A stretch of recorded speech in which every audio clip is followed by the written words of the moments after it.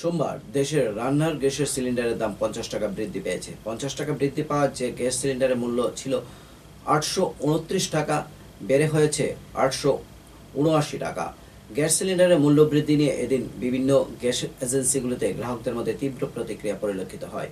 এক গ্রাহক জানান, সরকার বলেছে এটা সাময়িক কিছুদিনের জন্য, পরবর্তী সময়ে মূল্য কমানো হবে, কিন্তু বর্তমানে গ্যাস সিলিন্ডারের মূল্য বৃদ্ধিতে সবার ক্ষেত্রে এর প্রভাব পড়বে বলে মনে করেন তিনি। অপরদিকে এক ভোক্তা জানান, সরকারের এই সিদ্ধান্তে গরিব জনগণের ভোগান্তি বাড়বে, কারণ 50 টাকা মূল্য বৃদ্ধি কম কথা নয়। হঠাৎ করে আজকে 50 টাকা বাড়লো, কিন্তু গরিব মানুষের খুব অসুবিধা হয়েছে।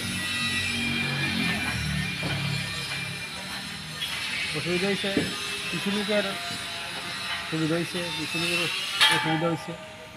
হঠাৎ করে বাড়াটা ঠিক হয়েছে। চলতে কি মানুষের কষ্ট হবে? এটা হ্যাঁ, কষ্ট হয়েছে। কিরকম?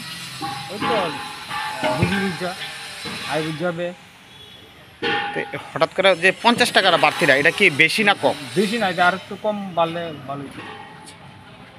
তো এই ক্ষেত্রে গরিবরা যারা আছে তাদের কতটুকু অসুবিধা হয়ে পড়তে হয়? হ্যাঁ, অসুবিধা কিরকম পড়তে পারবে হয়? ওই তো 20-30 টাকা বাড়লে ভালো হতো।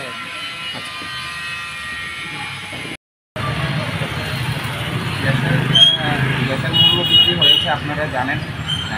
গতকালকে আন্তর্জাতিক সরকারের যে বক্তব্য, আন্তর্জাতিক বাজারের যে উত্থান পতনের ফলেই এই গ্যাসের দাম বৃদ্ধি হয়েছে।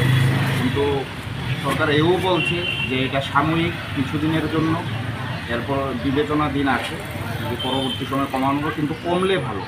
সবাই কিন্তু আন্তর্জাতিক বা সবারই পকেটে এটা কম বেশ, গরিব বলুন, মধ্যবিত্ত বলুন, উচ্চবিত্ত বলুন, সবার পকেটে এটা কম বেশ প্রভাব পড়ছে। যাই হোক, কমলেই ভালো।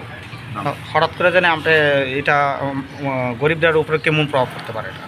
হ্যাঁ, গরিব মানুষের উপরে তো সবচেয়ে বেশি প্রভাবটা পড়ছে, কারণ তারা দিন আনি দিন খায়। আগে এখনও কর্মসংস্থানেরও একটা দেখছেন সারা ভারতবর্ষে বা পুরা বিশ্বেই একটা মন্দা চলছে।